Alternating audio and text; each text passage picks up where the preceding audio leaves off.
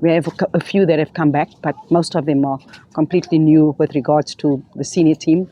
And we had problems last year, November, when we struggled to field the team because we had players out with injuries, players writing exams, other players playing in finals in their countries. The previous year we had the same problem when we had DR Congo and we struggled to field a team. We had probably the youngest backline then, and we don't want to put ourselves in that position again. So this is to add to the core group, whether it's now, before AFCON, or whether it's after, because we also have the 2026 qualifier in October, and then not long after that, in March, is the final tournament. So we're not just preparing for now, but we're also preparing for the future, because we have to be ready. We're not sure who's going to be there at WAFCON, because I remember 2018, Karabo and Sibuleli went to the Under-17 World Cup, and a couple of months later they were at the Senior World Cup. And that is the message that I say to this place. Nothing stops you from doing that, but you've got to show us. And how have they responded to this call-up, coach? Because you can call players in, but their attitude and how they respond to it, especially when you look at they're coming into the setup now ahead of a big year, which includes, of course, the AFCON. Look, we mustn't forget that teams are still in pre-season. So it's not been easy, but it's been very encouraging to see. The attitude has been great, the enthusiasm has been great, and the potential has been there. When we've had sessions where there's interaction, there's been a lot of interaction, because we don't want to be remote control coaches. We want them to try and solve things, and are better with a new group of players to start with something. So that has really been exciting for us. And then it's up to the players to raise their hands, like we always say. And there's other players out there as well. We couldn't select everyone. But I think it's going to be an exciting season. There's been a lot of player movements, and sometimes when you player move, you see something different that you haven't maybe seen over the last season or two. So it's really going to be exciting to see as well, because I always say nobody has a permanent place, and it's a very big year. Nigeria is the only country that has done back-to-back, and they've set the benchmark, and it would be an amazing thing for us to do back-to-back. Coach, I'm looking at the under-17s that you have here. About 6 or 7 of them? Six. Mm-hmm. The fast-tracking process that you're using, what are you expecting from them, looking at the tightness of the fixtures that are coming, big competitions? How many of them are ready, just in confidence? There's no such thing in confidence, especially not with the media. But you'll see when it happens, because many times people call for players to be into the squad, but we don't want to throw them to the wolves. We don't want to bring them in and then, we've thrown them in the deep end and they can't swim. We make sure that they're ready. You look at Mokolo, came to a couple of camps, and eventually we got her to play, and then you saw the best of her. And I think that has been really fantastic. But the players that we've chosen, we've seen the quality in them. We now want to see that if they can step up. We have a 14-year-old here. He's turning 15 in July, but he's been a regular in the Hollywood Bet season. Played every game, 90 minutes completed. So for me, if you can play, doesn't matter the age, you'll get an opportunity. But obviously we can't give everyone. The one other challenge though is, and I'm going to reiterate that again, is passports. Last year at the COSAFA, we called up so many players who didn't have passports. The previous year, the same thing. And it happens all the time. And I say, if you aspire to be in the national team and you don't have a passport, it tells me you're not ready. Coach, I know it's a bit difficult, but if we can just look into, that side, it helps us. Coach, these are very young players, ones mainly for the future. What did you say you'd call an achievement if, or rather, how many of these players going forward or taking them with you to AFCON, would you say it's an achievement for you, looking at that they are young and they're still learning? Look, it's not about an achievement for me. It's about them raising their hands. It's about giving them the opportunity and for them then stepping up, because you can give someone an opportunity, but then they don't step up. And it's up to them, because, like I said, Sibuleli and Karabo grabbed that with both hands. If you look where they are now, Karabo, one of the best defenders in the league currently. So given the opportunity, they might grab it, and they might not yet be ready, but we will consistently make sure that we help them along the way to make sure that when we do call them up, that they are ready. And Coach, obviously you're playing 2 matches against Lesotho, starting on Saturday and the other one on Tuesday. What are you hoping to achieve in these 2 games? Look, we want to see players play. Let's make no mistake, because that's the only way that you can see whether they can step up. Training shows you that they can do something. And sometimes players don't perform in training and people expect the players to play, but it starts at training. So we're hoping to see the players play, and then for them to show us what they're capable of doing and if they can be added immediately or whether we need to call them in again and or monitor them over a period of time, because people think I go to games because I want to be seen on TV, but I can watch the game on TV. You know, I want to see what's happening on the field. I want to see all the actions when players lose the ball. What are their reactions when coaches speak to them? What are their reactions? I want to see all of that, because it's not just about talent, it's about attitude, it's about everything, because we need the whole package, you know, we need the whole package. And we purposely didn't bring in any of the senior players because we didn't want to put the players under pressure. We wanted them to feel that, you know, they need to step up without there being any pressure. And that is the only way we can make the core group bigger. And maybe, Coach, bringing us into confidence as well. In terms of that senior part, their integration coming back into the setup before July, what is the plans around that? What is sort of like your schedule looking like, and how they're going to then come in and join in the rest? Look, we have a FIFA date, March, April, and there's possibly 2 games. That's what we're looking at. We also have end of May, June, possibly 2 games as well. Then you have the preparation in June, and then obviously the tournament in July. So we're going to monitor to see if there's been any more improvement than what it is now, because you have to go back to your club, and then we monitor as well. And if there's no improvement, it makes the situation very tough for us to select. But it's up to the players. And it might be somebody that's not even part of this group that gets in, because it's open for anybody, because we can only select so many players. We couldn't select more players than what we have here. So somebody that's not in the group, that's not been called up, could be one of the players that comes in and makes the WAFCON squad. Coach, you spoke about the human factor, about the attitude of the players. I mean, you're dealing with kids, literally. You said another one is 14 years old. One of your players says, Coach looks so strict. Looking at my team coach, I'm not used to her, but when she talks, I shake and shiver. Oh, shame, Not man. because she has done anything, but for me, it's unbelievable that I'm here. How do you deal with the human factor that comes with all these kids that you have here? You know, we try to make them feel as if they're part of the family. I think that is the most important time, putting your arm around them, just hugging them and asking how they're doing. And we have Okutle, I can mention her, she's the youngest. We'll go around in the circle and greet, and then she'll come and greet again. So, you know, we allow that because after all, some of them are still kids. We allow that because we don't want to take that away of them. We don't take their enthusiasm away, because that is what makes them who they are.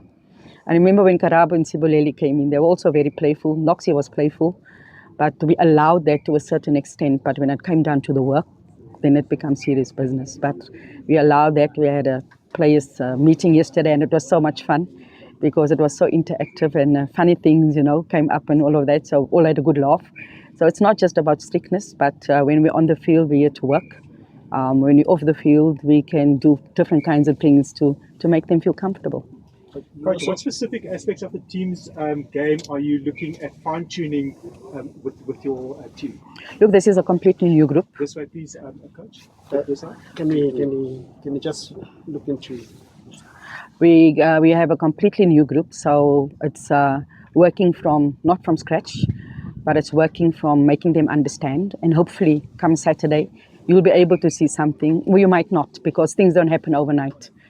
But what we want to see is some form of structure, which we're working on, some form of organization, how we want to play, the certain things that we want to do. Those are the things that we want to see. And hopefully you can see those things, because it's part of the integration, and it takes a while, you know, when you bring in new players and young players, and I think the younger they are, sometimes the better they can grasp it. You know, because you're starting from scratch. It's not that you're bringing in players, but it's not easy. And the pressure on Saturday will be different, of course. So we just hope that the nerves don't overtake them, you know, and they just go out and play, because after all, it's just a game. And just at the back of Temba's question, you also want players who take that challenge on and say, coaches like this, but you know what, I'm taking it on. You want to bring in leaders as well for the future. Maybe if I can shine a spotlight on Katlego Malebana, for example, we know her domestic level. You want a type of player like that, attacking midfielder. I mean, a prodigy to a Refilo Jan, a Linda Motla, a Linda as well. So that's sort of like the type of players you're bringing on this continent? Let's not put too much pressure on her. I think when you speak about Linda and you speak about Rafiq Wejani, they've already proven themselves. So don't put too much pressure So I on. was saying it at the Yeah, back I understand. because that's the players Yeah, that I she's don't. looking I to, understand, but we don't want to put too much pressure on her. Let her be Katlego. yeah. Let her not be the next Rafiq or the next Linda, because she's unique in her own way. She brings something different to what they have, even though she's an attacking midfielder. So that needs to develop out of its own. If you try to be like them, then there's so much pressure because everybody expects her to be like them. So we're just trying to make her be herself and to do the things that we know that she can do that can add value to this team. Because at such a young age, she is already under pressure. Being the captain of the schools team, being the captain of the under 17 team, and the expectations on such a young player, it can go both ways. It can mentally affect her or it can take her to a different level. So we're trying to manage all of those as well. And I hope the media also try and protect her in that way, because it's really, really important that we make sure. Back in the day, we didn't know what mental health was. I think we all probably suffered from it. And, players don't come out and say those things, and we've got to protect players with that as well. And I think it's important that we do that. But another leader is Mabatu. Mabatu's captain teams as well. So we've got a few leaders here that stand up and, even though they're still young, they're already showing their leadership qualities. And that is great, because on the field, you need a lot of leaders. You need a lot of leaders, because otherwise you become a coach that screams, go left, go right, go this way. And these leaders, they need to take over. So, they spoke about strictness. It's a different level at youth level to what it is at senior level. The intensity is different. Everything is different. At youth level, you might just have a meeting at 6 o'clock. They come walking in at 6:15 and so on. It doesn't happen here with us, So we bring all of that in. But I think that needs to start at youth level, not to be too strict, but it still needs to start at youth level, because the steps is progress from U17 to U20. So by the time they come to the senior level, they know what's expected. So for some of them, like you say, probably was a shock in the beginning, but you put the marker down in the beginning and you say you can have fun too.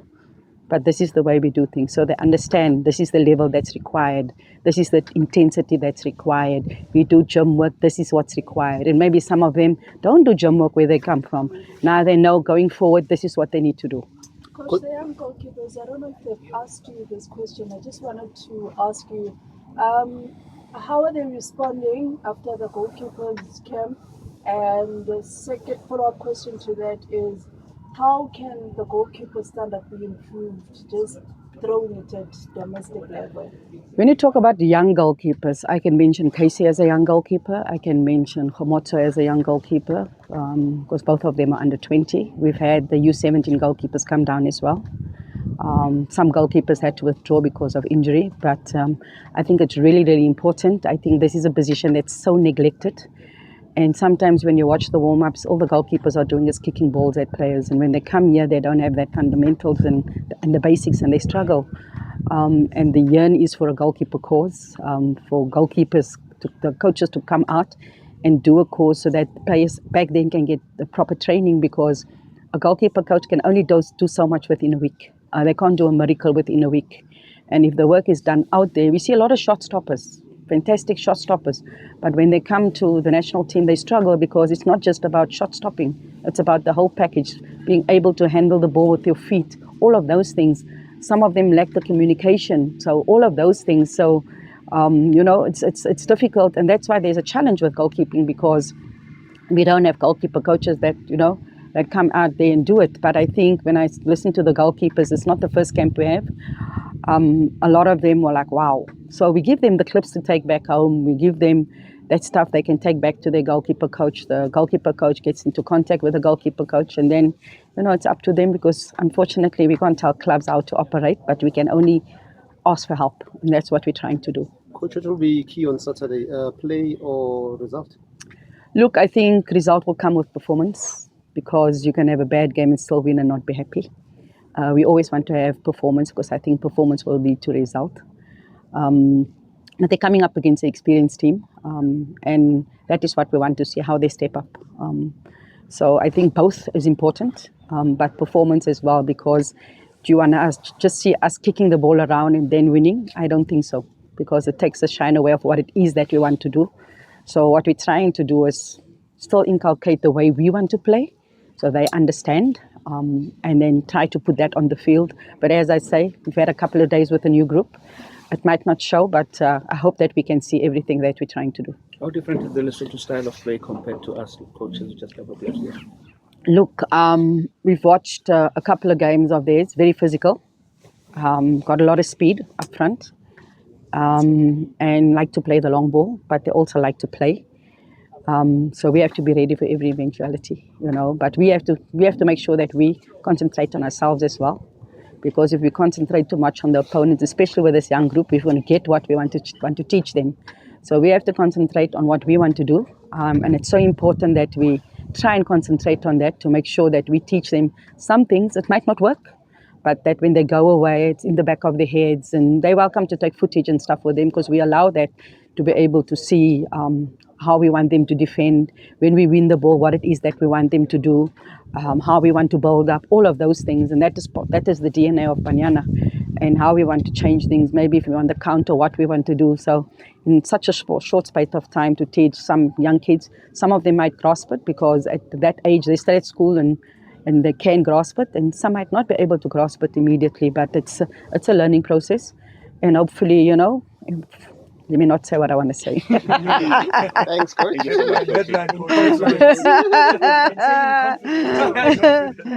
you so much, coach. You'll know it when this happens, and then you'll know what I mean. Okay. I'll say it next time. Thank you so much. I'll say it next time. Yeah, right. My baby's here. It wasn't long.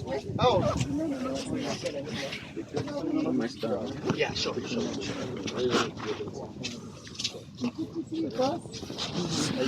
I'm good. What happened to your house? I just got Nare.